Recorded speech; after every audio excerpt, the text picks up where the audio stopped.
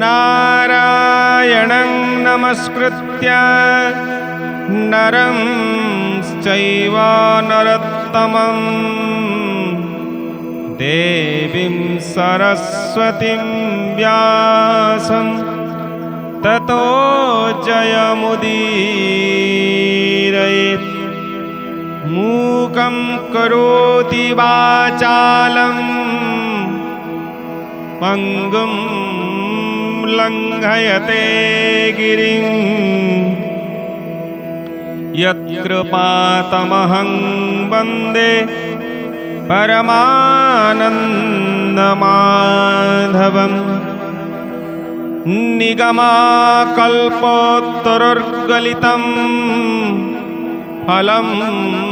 सुकामुखादमृतद्रवसंयुतं पिबत भागवतं रसामालयं मुहुर्रहर्षिका भुवि भावुकाः। नमस्कार दर्शक बंधु, आम घर भागवत टुंगी आपण मानंकु मु पुणी थरे स्वागत जनाऊँगी। आम्भे धारावाहिक भावे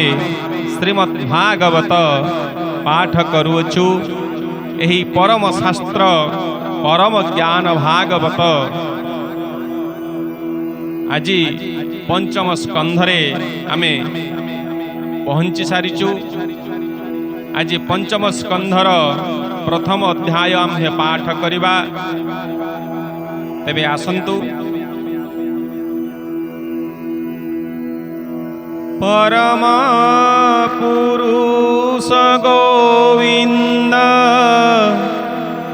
तांक चरणारविंद तहु गलई मकरंद ताहा जे पिबन्ति आनंद ताहांक चरणे वंदई। पंचम स्कंदे गीत गाई परीक्षित उवाच भमुनि किं वा प्रियव्रत से आत्मा राम भागवत गृहे रमिला तांक मन प्रारब्धि कर्म रे बंधन निश्चय मुक्त संग जेहु एमंत प्राणी माने केहु किं पाए गृहे मन रहे भमुनि फेडिबा संशये निश्चय तव लोकंकर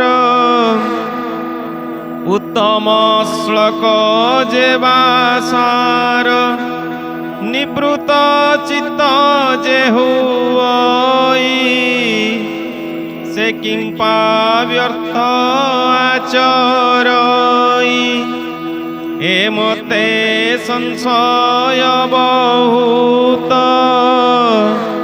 से प्राणी गृह महे चित तामती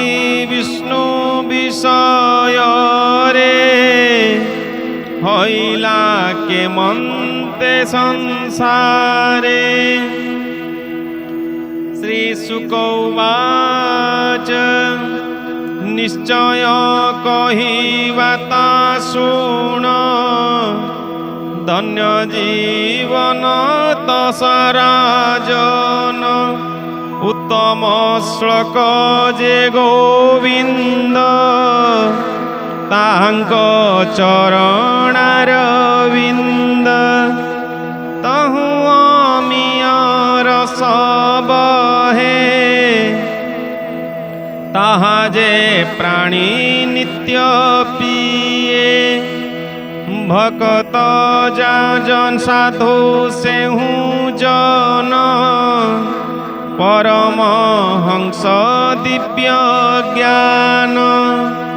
ताहार विष्णु कथा बिने केबे आन नुहे मने अन्य जे गुण कथा मान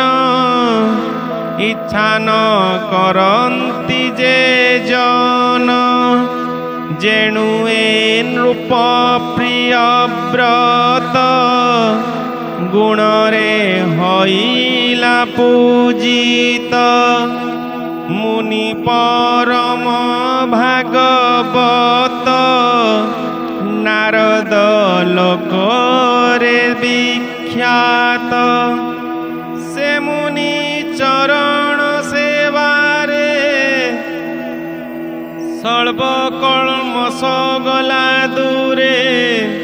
तक्षणे सत्य गुण बही ब्रह्म मंत्र रे दीक्षा पाई पितार आज्ञा पाळी करी अवनी पाळने विचारी उत्तम सत्व गुण तार प्रजा पाळने नृपवर अखिल लोकंक जीवन अनादिनाथ नारायण ताहांक चरणार विंदे चित्त निवेशी अप्रमादे प्रवृत्ति संसार व्यवहार मन को तहु कला दूर निज लोकर पराभव सहिला पण स्वभाव एतु अंतरे भगवान देवंक आदि जे कारण राजार मन गुण घेनी जन कुशले आत्मजोनी निगम निज गुणे थई भवनु आइले गोसाई गगन तले चंद्र जेन्ने विराजमान तारा गणे अपूर्व सभा को विस्तारी विजय प्रभु नरहरि निर्मल पूजा उपहारे बुझिले ताहांकु वेदरे पछरे जुत जुत होई सिद्ध गंधर्वे गीत गाई चारण मुनिंक सहिते गमन कले जे समस्ते गंधमार्तन गिरी तले सभा कराई विजे कले वृषवाहने पंचानन हिरण्यगर्भ जनार्दन सेटारे थाइण नारद बंदिले पितामह पाद तक्षणे उठी मुनिवर सानंदे जोड़ीबेनी कर पितामहंकु से वंदिला चरणे सिर लगाइला प्रिय व्रतर पूजा घेनी कमल वाक्ये पद्मजनी विस्मय चाहि वेदवर राजंको कहन्ति उत्तर ब्रह्मोवाच हे प्रिय व्रत कहूँ तते क्रोध न कर तर चिते आंबे नारद आदि जेते जहार भाग्ये चिंते चिते तपस्या विद्या जोग करी पंडित पणे जे आचरी नुहई धर्म रे तत्पर कर्म नाशने अधिकार जन्मा मरणे कर्मा बही जीवन शरीर जे देही शोक महको नित्य पाई पुणी जे दुख को भुंजई जहार वाक्य गुणमान हे वत्स दुस्त रुए कर्म दीपाद चतुष्पद जेते सर्वे बंधन महगते सुख दुख गुण कर्म रे एमान घेनी संगतरे ईश्वर सुस्थिर करता सकले ताहंगु सेवंता से जे ईश्वर बस देहि अंधर प्राय भ्रमु थाई देखी देखु से भ्रमु थाई एकता प्राणी न जानई निद्रा को पाई जन्हे नरे अन्य देहरे भोग करे गृहस्थ प्राणी मानंकर केबे हे भय नुहे दूर लभादि मानंकरे युक्त तेणु हुंती अविरत जे बुद्धि जिणे इंद्री मान ताहंकु हित गृह कर्म नाश न करई ताहारे जेनुए रमे गृहांतरे ए आदि जाने जेवाजन गृहे न रहे तार मन एहाकु जानी बुद्ध नरे आनंदे भ्रमंती संसारे जे पद्मनाभ सदाश्रित सर्व संसारु सही मुक्त संसार सार को भजई अंते परम गति पाई हेमंते त्रिभुवन गुरु भक्तंक प्रभु महामेरु नामत भगवान दास स्वकार्ये करे से विश्वास नारद राई प्रिय व्रते उच्चिले धर्म कथा जेते नारद वाक्ये मन देई मनु आत्मज विचारई विषयारस कुसे तेजी रहे सस्तिक मते भजी हेतु अंतरे पृथ्वी रे निजुक्त हईला कुमरे अखिल जगत नंदन निवेशी भगवान मन आदि पुरुष पदे ध्याई मन निवेशी नित्ये तहि पृथ्वी परिपालन रे चित्त निवेशी निरंतरे से विश्वकर्मा प्रजापति तार दुहिता बहिष्मति हेतुत्तरे महीपते विवाह हईला जतोचिते दश आत्मज तार तहि जन्मिले यथा गुणा बही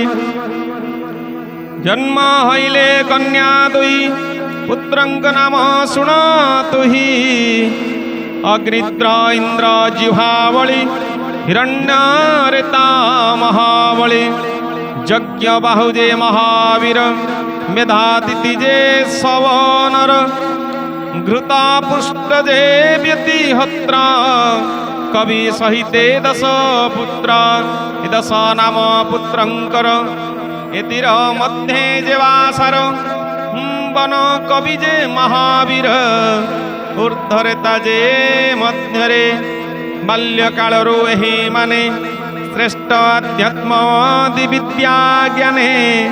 परमहंस दीक्षा धरी सकल चेष्टा परिहरी सर्वजीवरे कृपा बहे भगवान रे चित्त थाए मृत्यारत प्रणिंकर शरण रक्षण श्रीधर से पाद पद्माश्रयरु निरते नाम कीर्तनरु परम भक्ति प्रभावरे दया बहिले प्राणी ठारे भावे निर्मल चित्त हई सर्वभूतरे आत्मा से ही से प्रभु पंकज चरणे ରତ ଭକତ ଦାସ ପଣେ ଦ୍ୱିତୀୟ ପତ୍ନୀ ଗର୍ଭେ ତାର ହେଲେ ଯେ ତିନୋଟି କୁମାର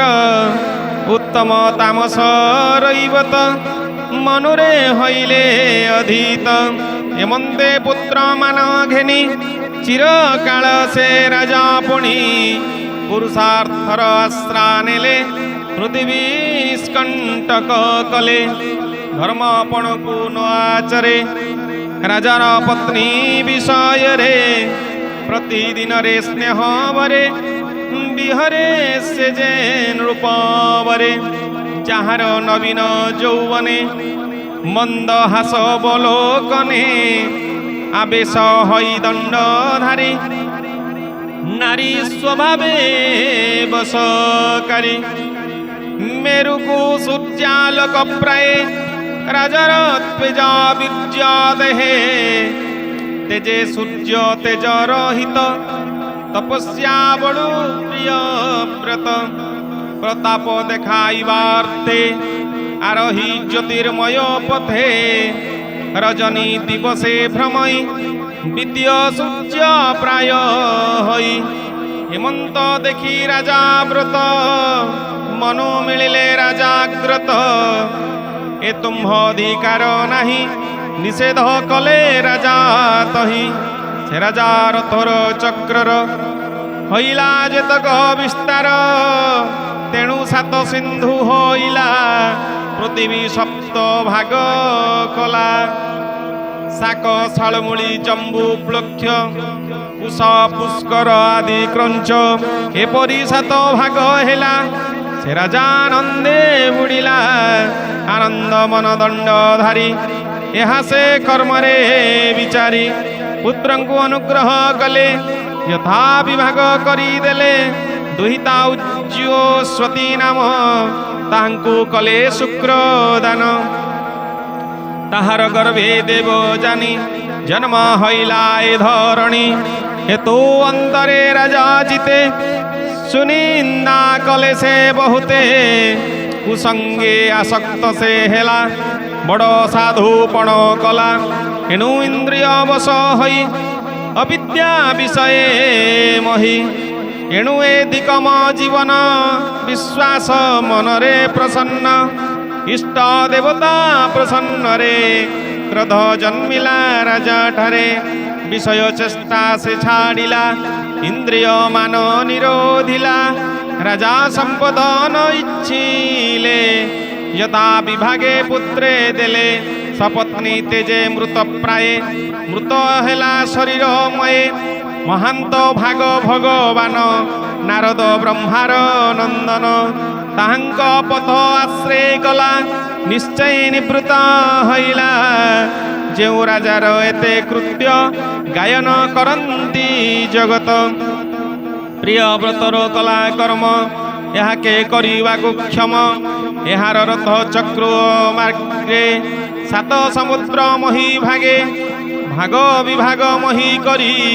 ଦିଗ ଉପଦିଗ ବିଚାରି ଯେ କଲା ମନୁର କୁମର ପୃଥିବୀ ମଧ୍ୟେ ଅଗୋଚର ସେ ପ୍ରିୟ ବ୍ରତର ମହିମା ତ୍ରୈଲୋକ୍ୟ କେ ଦେବ ଉପମା ପ୍ରିୟ ଖେଳ ଲୋକଙ୍କର ମହିମାନ୍ ରୂପବର ପ୍ରିୟ ବ୍ରତ ରାଜା ଚରିତ କହଇ ବିପ୍ର ଜଗନ୍ନାଥ इति श्रीमद्भागवते महापुराणे पारमहंस्यां संहितायां वैयासिक्यां पंचमस्कन्धे प्रियव्रतराजाचरिते नाम प्रथमोऽध्यायः भीमस्यापि मुनेरभिमतिभ्रमा यदि शुद्धम् अशुद्धं वा मम दश न विद्यते यदक्षरं पदभ्रष्टं मात्राहीनं यद्भवेत् तत्सर्वं क्षम्यतां देव जगदीश्वर माधव। दर्शक बंधु जदि आमर चैनल टी को आज आपण प्रथम थर देखुचंती चैनल टी को सब्सक्राइब करंतु बेल आइकन टी को प्रेस करंतु कारण आमर वीडियो अपलोड होबा मात्रे आपण मानक निकट को नोटिफिकेशन जीव जहाँ आपण सर्वप्रथमे आमर वीडियो गुडी को देखिबा पई समर्थ रहिबे। धन्यवाद।